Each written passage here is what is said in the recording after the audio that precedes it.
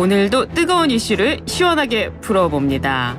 성별을 바꾼 여자 킹스맨의 김영민 아나운서와 함께합니다. 안녕하세요. 네, 안녕하세요. 요즘에요 유튜브 실시간 댓글에 저희 케미가 좋다고. 다행이에요. 다행이에요. 오늘 변호사님의 텐션 덕분에 제가 잘 따라가는 거죠. 그렇습니까? 네, 맞습니다. 예, 오늘 월요일 신나게 시작을 해보는데요. 주말 내내 이 소식이 전국을 휩쓸었습니다. 네. 윤석열 대통령과 이재명 더불어민주당 대표의 만남이 이뤄지게 됐다. 취임 1년 11개월 만인데요. 네, 대통령이 맞습니다. 좀 바뀐 겁니까? 네, 맞습니다. 조선일보 단독 보도에 따르면 네. 윤석열 대통령이 최근에 참모들에게 네. 이제 정치하는 대통령이 되겠다 이런 이야기도 한 것으로 전해집니다. 네. 따라서 대통령의 소통 스타일에 좀 변화가 있고 그 일환으로 이런 만남도 추진이 되는 게 아닐까 싶은데요. 예. 지난 금요일에 이 대표와 전화 통화를 하고 윤 대통령이 영수회담을 갖자고 네. 직접 제안했습니다. 이 대표도 가급적 빠른 시일 내에 만나자라고 화답을 했는데 네. 이도훈 홍보수석은 일단 대통령이 만나서 소통을 시작하고 앞으로는 자주 만나서 차도 마시고 식사도 하고 통화도 하면서 국정을 논의하자고 말했다고 전했습니다. 그래요. 정치하는 대통령으로 변하겠다. 사실 그 참모들이요. 그 이재명 대표와의 통화를 굉장히 건의했다고 하는데 대통령이 일주일 동안 가다부터 답이 없다가 그 4.19 묘지 참배 이후에 통화 조율을 지시했다고 합니다. 좀 바뀌기는 하는 거네요. 그런데 이 만남 날짜나 형식이 정해진 게 있습니까? 아직 만남 날짜나 형식 등은 정해지지 않았다고 대통령실이 지난 20일에 밝혔지만 네. 대통령실과 민주당이 지금 의제, 배석 인사 범위, 날짜 형식 등을 두고 물밑 협상을 진행 중인 것으로 알려졌습니다. 네. 일단 이번 주 중에 만남이 유력하다는 해석이 나오는데요. 윤석열 대통령이 내일 루마니아 대통령과 정상회담 일정이 있고 예. 이재명 대표의 경우에는 금요일에 재판 일정이 잡혀 네. 있습니다. 그래서 그 사이에 24일에서 25일 정도의 회담이 이루어질 거란 관측이 지적입니다. 예, 루마니아 대통령 이름이 써 있는데 왜 안 읽어주세요? 짧게 하려고 그랬는데요. 자신 없어서 그런 건 아니고요. 네. 클라우스 베르네르 요하니스 루마니아 대통령입니다. 이거 루마니아식으로 해야 되는 거 아닙니까? 그래서 별로래요. 네, 알겠습니다. 루마니아 대통령과의 정상회담도 잡혀 있군요. 자, 그러면 이재명 대표와의 회담 의제에도 관심이 쏠리는데요. 어떤 이야기가 나올까요? 네, 민주당은 지금 회담을 위한 별도의 대응 TF까지 꾸린다는 방침인데 일단은 민생 문제가 영순위 의제로 거론될 걸로 보입니다. 네. 특히 이 대표가 공약하고 강조하고 있는 전 국민 25만 원 민생회복 지원금 논의 테이블에 오를 거란 관측이 지배적이고요. 네. 그 외에도 전세사기 특별법이나 양곡관리법 같은 쟁점 법안들도 논의가 되지 않을까 싶습니다. 예. 최상병이나 김건희 여사 특검법 같은 민감한 사안도 논의 테이블에 오를지 여부는 좀 지켜봐야 될 것 같고요. 예. 윤 대통령이 강조하고 있는 의대 증원이나 3대 개혁 문제에 대해서도 야당의 협조를 구할 가능성 높아 보입니다. 그렇습니다. 정치하는 대통령이 되겠다 하니까 모든 걸 테이블에 올려놓고 또 이야기할 수도 있겠죠. 알겠습니다.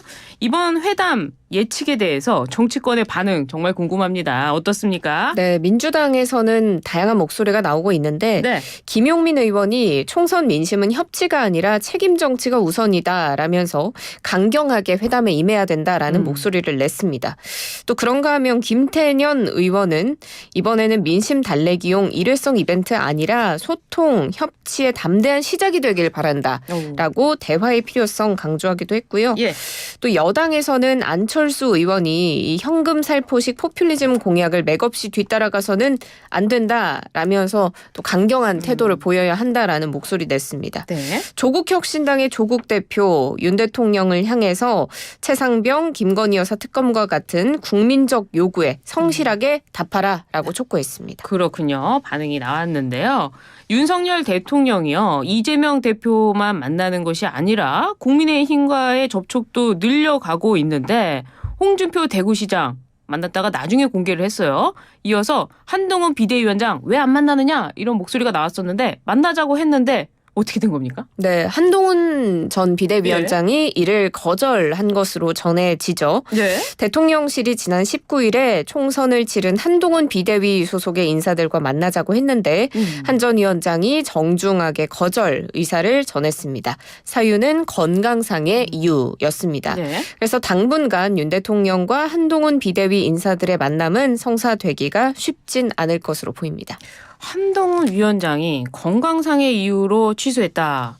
아직 만남의 날짜도 정해지지 않았는데 아프다 뭐 이런 얘기인데 이건 결국에 안 만나겠다 이렇게 정치적으로 해석할 수밖에 없는데요.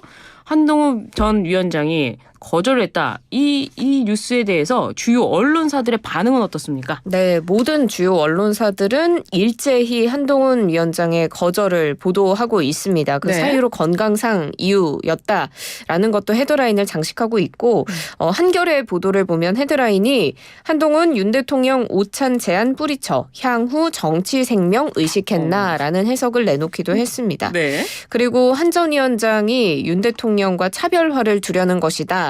윤한 갈등 3차전 아니냐 이런 일각의 정치권 해석도 언론은 보도하고 있습니다. 그래요. 지난주에 또 민주당 소식으로 좀 넘어가 보면서요. 민주당의 정무직 당직자들이 일괄 사임을 했는데요. 더불어민주당은 새로운 당직 인선을 발표했습니다. 어떻습니까? 네, 어제 정무 당직 인선에 이 대표가 친명 인사들을 전진 배치했다 이런 해석들이 많은데요. 네. 신임 사무총장에는 친명계의 김윤덕 의원이 임명됐고요. 정책위의장 자리에는 진성중 의원, 그리고 수석부의장에는 민병덕 의원, 전략기획위원장에 민형배 의원이 임명됐습니다.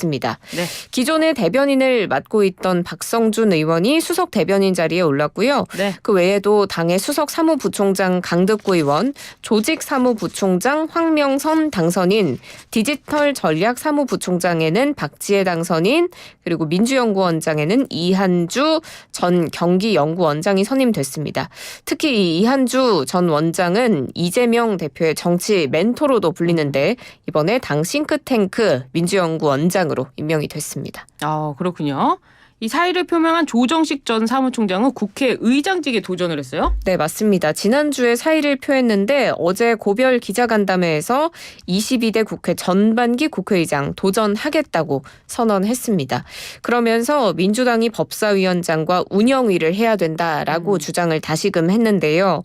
정부나 여당이 21대 국회에서 발목을 잡으면 국민께서 용납하지 않을 거라며 그럼 22대 국회에서 최우선 처리해야 한다라는 입장을 밝히기도 했습니다. 그렇습니다. 민주당을 보니까요. 이 국회의장직에 굉장히 많은 그 후보군들이 올라와 있더라고요. 또 앞서 전해드린 이한주 전 경기연구원장 이분이 그 이재명 대표의 기본소득 이거를 아마 설계한 걸로 알고 네. 있는데 당 싱크탱크 민주연구원장으로 갔다면 그런 부분도 많이 좀 개발되지 않겠나 이런 생각이 듭니다. 저희 소식을 전해드리는데 저희 실시간이 드디어 770명을 넘었습니다. 반갑습니다, 여러분. 중간에 이렇게 넘는 게 쉽지 않은데 킹스맨 많이 응원해 주시고요. 유튜브 구독도 눌러주시면 좋은데 그런다고 해서 저희한테 떨어지는 건 없어요. 네, 알겠습니다. 다음 소식 전해드리도록 하겠습니다. 의대 자율증원 이게요. 정부와 의료계의 강대강 대치가 계속 이어지고 있는데요. 전국 의과대학 학장들이 2025학년도 의대 입학 정원을 동결하자. 이렇게 제안을 했어요. 네, 어떻게 되는 맞습니다. 겁니까? 전국 40개 의대와 의전원이 모인 한국의대 의전원협회 네. KAMC가 어제 대정부 호소문 발표했는데요. 2025학년도 의대 입학 정원을 동결하고 네. 2026학년도 이후에 입학 정원에는 과학적 산출, 향후의 의료 인력 수급을 결정할 거버넌스를 구축하기 위해서 의료계와 협의체를 조속히 구성해서 논의하자라는 주장을 낸 겁니다. 네. 그 의대 정원이라는 것이 늘린다고 해서 곧바로 그 수업을 할 수 있는 상황은 아니라고 하더라고요. 인터넷으로 인터넷 강의를 듣는 게 아니기 때문에 굉장히 그 학교에선 준비가 필요하다 이렇게 이야기했는데 앞서 정부는 내년도 의대 정원은 자율적으로 정할 수 있게 하자라는 일부 대학 총장들의 요청을 받아들이기로 했는데요. 왜 이런 상황이 발생하는 거죠? 네, 앞서 일부 비수도권 국립대학교들이 2025학년도에 의대 신입생 증원 규모를 자율적으로 일부 조정할 수 있게 해달라라고 정부에 요청을 한 바가 있는데 정부가 지난 19일에 이를 전격적으로 수용한 겁니다. 예. 그래서 정부가 내년에 정원이 늘어난 의과대학은 증원 인원의 50%에서 100% 범위로 자율적으로 모집 인원을 정할 수 있게 했습니다. 내년도에 한해서 적용이 되고요. 5,000명 증원이라는 정부 원칙은 바뀌지 않는 겁니다. 그런데 여기에 대해서 의협 비대위가 근본적인 해결 방법이 아니기 때문에 네. 의협 비대위는 이를 받아들일 수 없다고 했고 그리고 내년도 정원 동결을 주장한 KAMC 입장에서도 네. 이건 합리적이지 않다라면서 반대 입장을 내놨습니다. 이게 보니까요. 해결 방법을 좀 내놓고 협상에 임하든지 뭐 이래야 하는 거 아닌가 또 이런 생각도 듭니다. 언제까지 뭐 반대만 할 수 있는 건 아니겠습니까? 네, 그 환자들을 위해서 좀 해결이 빨리 됐으면 좋겠네요. 다음 소식 좀 전해드리도록 하겠습니다. 우리나라 식품 가격 상승률이 상당하다고 하는데요. OECD 평균을 웃돌았다고요? 네, 맞습니다. OECD가 자체 집계한 자료를 보면 지난 2월 한국의 식료품 및 비주류 음료 물가 상승률이 무려 6.95%로 OECD 평균인 5.32%를 웃돌았습니다. 네. 과일 채소값이 크게 오른 게 이 물가 상승을 견인했는데요. 네. 우리나라 먹거리 물가가 OECD 평균 넘어선 건 러시아의 우크라이나 침공 직전인 2021년 11월 이후 처음입니다. 그래서 지난 2월 기준으로 같은 부문의 통계가 집계된 35개 회원국 중에 우리나라가 튀르키예와 아이슬란드에 이어서 세 번째로 높았습니다. 그래요. 정부가 물가 안정화 할 것으로 보입니까? 그렇습니다. 정부는 물가가 하반기에는 좀 안정적으로 내려가서 2.6%로 수렴할 것이다라는 기존 입장을 계속 유지하고 있는데 네. 최상목 부총리 겸 기재부 장관 지난 19일 미국 워싱턴에서 근원 물가는 안정적이기 때문에 하반기 물가는 하향 안정화할 것이다라는 입장을 낸 바 있습니다. 네, 제가 질문을 잘못해도 우리 김영민 아나운서가 대답을 잘해주기 때문에 우문현답입니다. 여러분들 이게 항상 김영민 아나운서가 준비를 해오는 건데요. 항상 열심히 준비해와서 다 못해도 너무 아쉽습니다. 아닙니다. 네, 마지막 하나만 좀 살펴보도록 하겠습니다.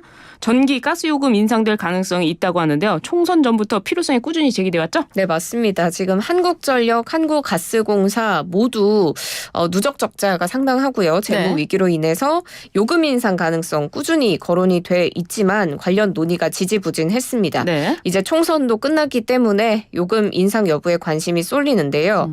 이 전기가스 요금은 공공부문 요금이기 때문에 네. 이 가격이 올라가면 또 물가에 여전히 영향을 미치게 됩니다.